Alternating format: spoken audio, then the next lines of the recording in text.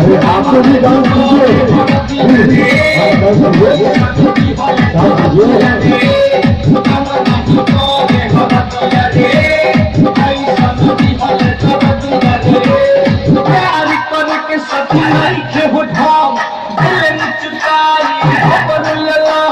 बाबूजी के दे हल दहेजुआ पलंग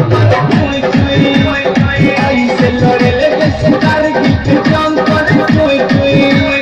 बाबूजी के दे हल दहेजुआ पलंग पर कोई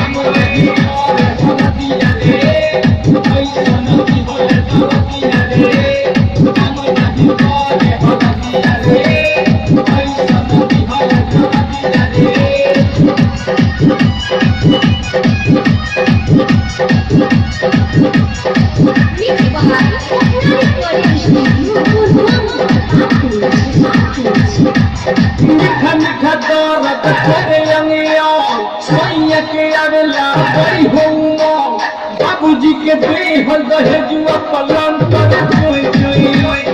ऐसे लड़े ले जैसे कारगिल के जंग पर कोई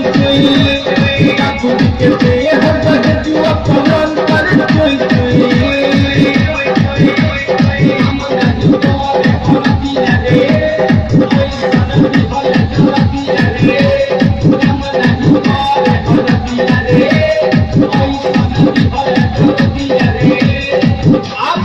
मैग्नेट म्यूजिक के माध्यम से सिंगर सागर शैलेश खंड की आवाज में बजावे हरान कोई पलंग करे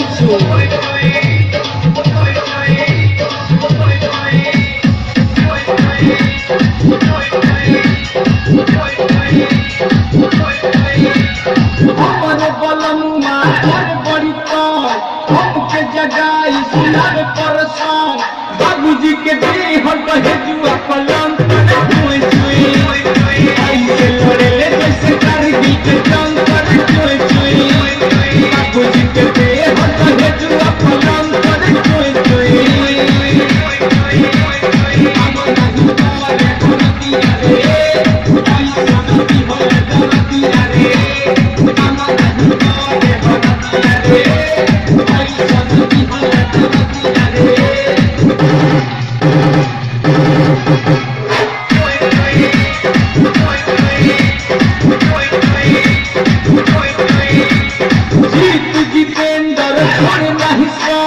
मैग्नेट म्यूजिक भइल बतबो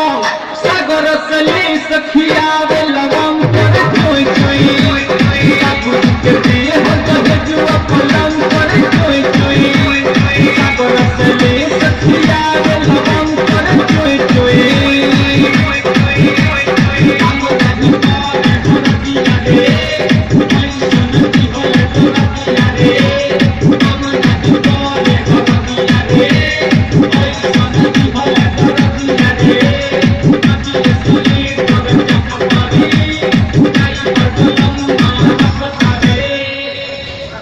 जोरदार ताली बजाइए दोस्तों।